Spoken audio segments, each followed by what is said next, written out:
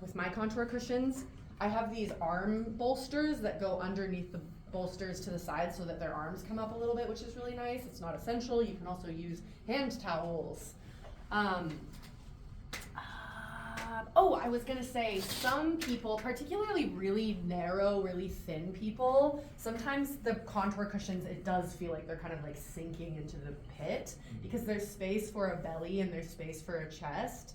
And for some people, they're just like, that's my whole body dissolving into the table. So it's not for everybody.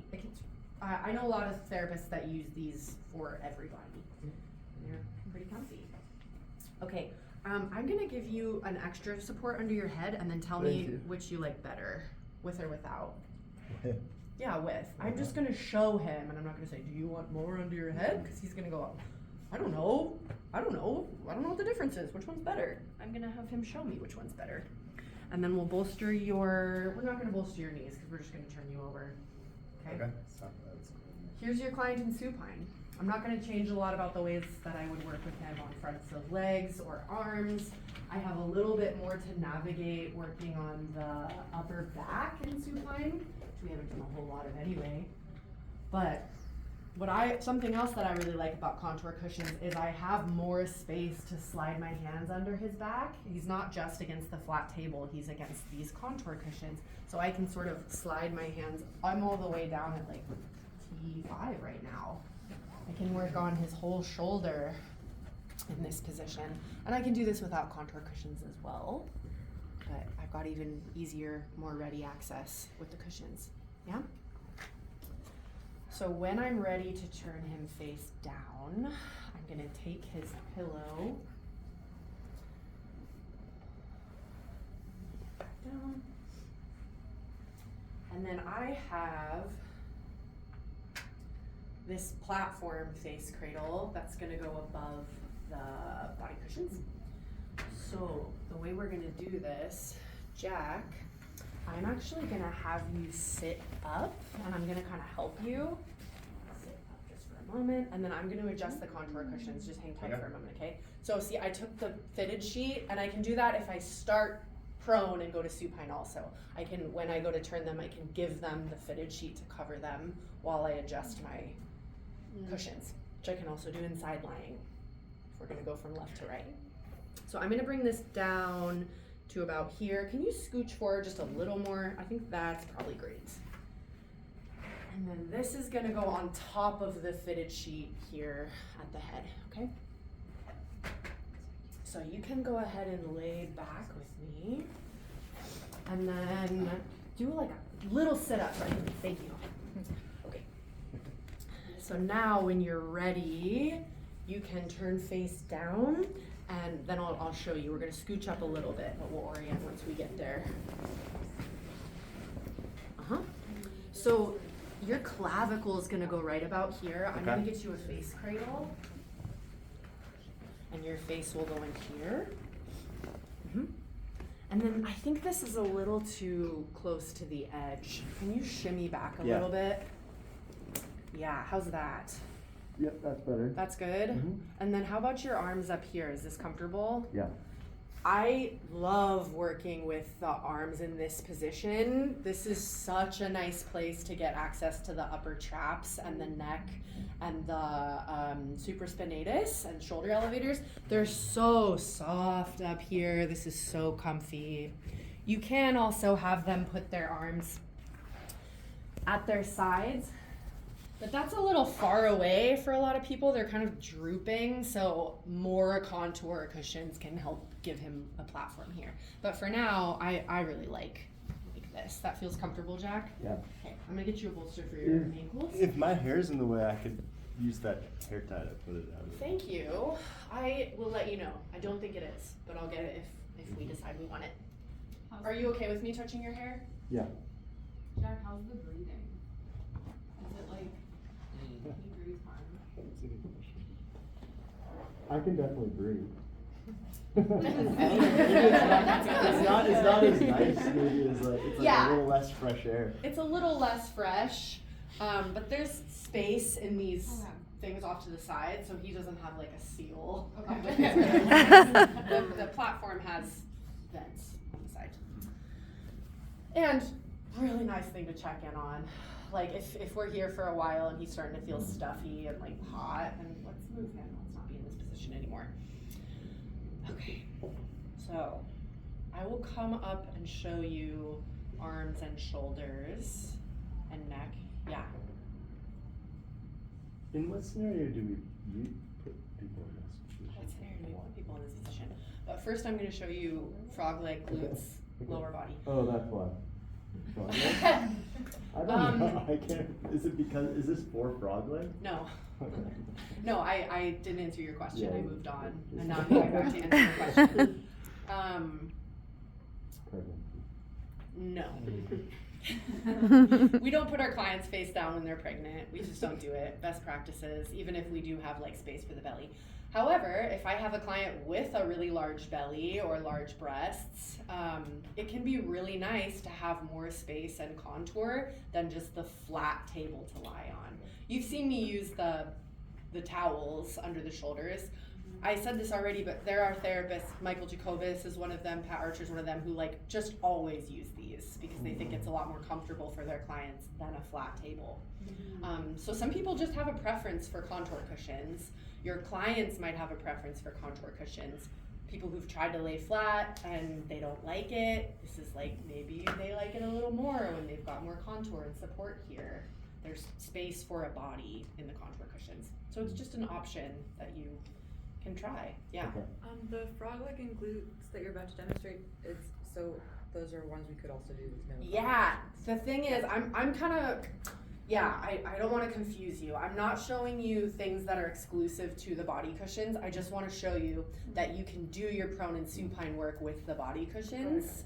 And it's not really going to change the way you work there. It's just a different thing to navigate, like learning how to work with a client with stuff that moves around on the table. But what I'm going to show you, frog leg and glute stuff, you can do without the body cushions. This is totally applicable to your standard table massage, okay? The body cushions are available for you to check out and use in class or outside of class. They're super expensive. I got a used set for like $150, and it was a great purchase. I'm really glad I have them. So, used set, $150, you know? They're really expensive. My used set were $250. Sorry. You got a good deal. I bought them from like a colleague, yeah. Okay, so I'm gonna show you frog leg. Frog leg is not dissimilar from what you saw last week working on the hip and the leg inside lining, because you have your client's leg up like this, and now I'm gonna have that same access in a different position. Sports massage? Sports massage? Like, I would not be kind of- surprised. we Yeah. do. You push the hip and then bring it out. Mhm. So, frog leg is something I will move into from my back of leg work. I'm super efficient in my work. Sometimes I'm doing like a back massage and working on the glutes, and then I want to come to frog leg. So I'll just cover them up real quick and come down here and put them in frog leg and then go back to the back. You know what I mean? But I want a good solid leg drape to do my frog leg. So I'm gonna put Jack in a leg drape. Nice high leg drape. And this sling, just like when we're doing Swedish gymnastics and supine, this is what I really want to watch. As his leg comes out, he's going to leave a gap behind in the groin. So I'm going to make sure to hold on to this and take it with me so that that gap closes up. So I'll bring his leg upright. You feeling comfortable in this position, Jack? Yeah. Great, thank you. Interrupt me if we need to stop for any reason, okay? Okay. So I like to bring him into 90 degrees, right up here, and then I have his foot on my inside shoulder. I have my inside hand on his knee, the inside of his knee. I'm gonna slide my hands underneath the quadriceps just above his knee. Shoop. So now I've got his leg. I have my free hand managing the drape, and then I'm gonna slide him into this external rotation position. Okay, and I brought the sheet with me. And then once he's here, that'll kind of like drag the glutes in a weird way when I move him in that position. So I'm gonna unwind the quads. unwind the quads and make sure that they're neutralized in this position. Some people's legs will like float up off the table, in which case I can move the bolster and give them something to rest on. I don't think Jack needs that though. How does this feel here, Jack? It feels a little bit like my leg is like too far off the table. Does is the table like digging into your A little inner bit, thigh? a little Yeah. bit. I'm Can gonna I bring just, you. I could scooch to the left. So I'm gonna bring you out of this. And then absolutely, can you do me a favor and scooch to your left a little bit? Mhm. Mhm. Some tables are just wider, and you'll have more room. It's just gonna depend on like where your client lands. But if you're trying to do this position and they're falling off the table, just have them move, and then easy, you can have them move back. So once he's a little farther to the left, Did I achieve that?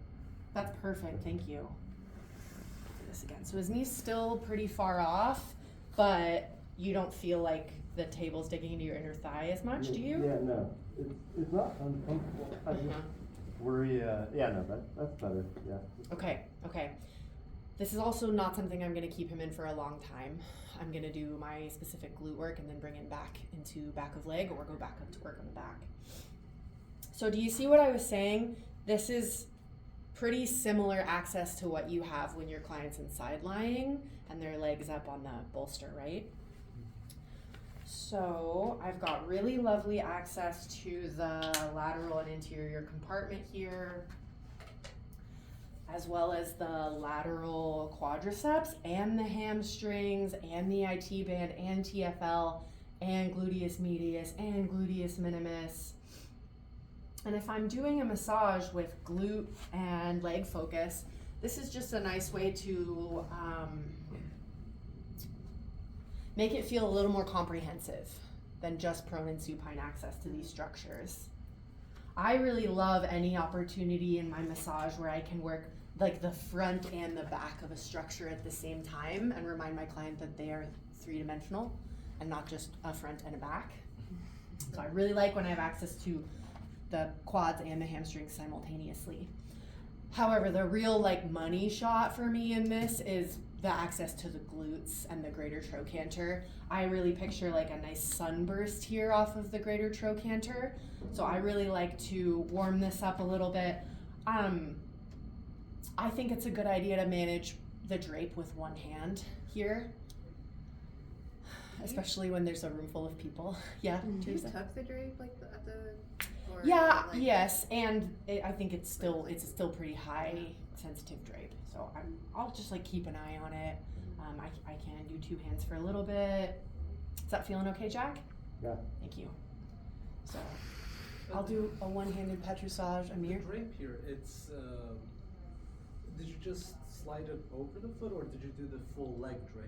I did the full leg drape. Oh, I did okay. the full leg drape, and then when I brought him into this position, I took this with me. I see. Yeah, I'll undo it when I bring him back out of it, and you should see how the sling moves. So, really nice structure-specific massage up here is just to sort of trace the greater trochanter. Like I have access to the piriformis, not on the sacrum edge. I've got a lot of rotator access here. I've also got access to the ischial tuberosity here, where I can do a fist friction up the hamstrings all the way into the ischial tuberosity. Yeah, it's cool. And then I really like to do a lot of neuromuscular work here. So as I'm sort of pinning the rotators, I can bring my client through. Jack, really, really slowly, keep this knee where it is and lift this ankle. Huh? Good, and then bring that back down. That feel okay? Yeah. So I'm pinning the rotators and then having him do that again. Bring them into a stretch and then bring that back down. Wow, that's really nice range. And then how are you able to bring the knee up? Like that? Yeah, and then relax. Good job. Whoa. We don't have to spend a lot of time there. You're gonna do so much neuromuscular release next quarter, but we're gonna play with it a lot in chair massage, and you've got really excellent MSA skills at this point. So when you're working on a structure, you can have your client like activate that muscle just to engage their proprioception a little bit differently, especially if you've got a client who's like guarding a lot and having a hard time relaxing. or really wants to participate and be like a good boy, then you can just be like, okay, let's do it, move it around, and then relax, good job. And now you can relax. So all I'm doing is like tracing the greater trochanter. I'm sort of tracing with my braced fingers or my fist the ilium. This is gonna be a bit of a theme, and this is what we're gonna do for our glute focus today. There's a lot of like MSA informed tracing of structures. Feeling okay? Yeah. Braced fingers through the glutes. Tracing, coming around the greater trochanter. Coming just around AIIS, interior, yeah. And then when I've got my specific work done, I'm gonna scoot back up under the knee. I'm holding just above the knee at the quads. I'm gonna manage the drape with my free hand, and I'll bring him back into extension. How's that feel? Comfy? Yeah. Great. Another slightly neuromuscular rotator glute technique I can use is this pin and stretch. Maybe you've seen this already in MSA or sports massage. Yeah? So what I just had was from a shortened position, an active release technique where Jack was activating the muscle, bringing it through its range of motion.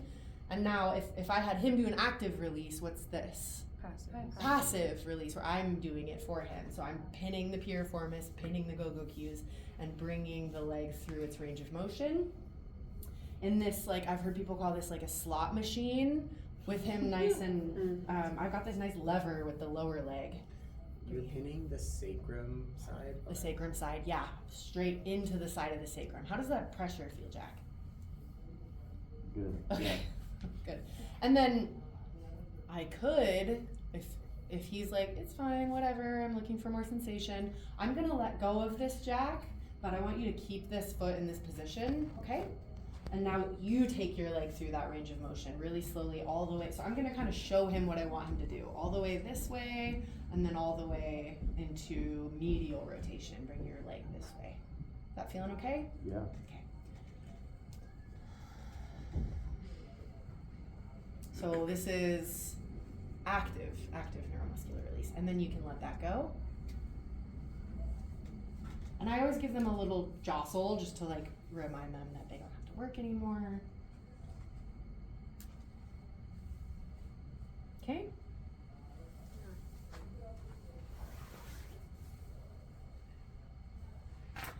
What do you think, Jack? How was that? Yeah, the active ones, like, I think maybe just my piriformis might be tight already. Yeah. So that one, like,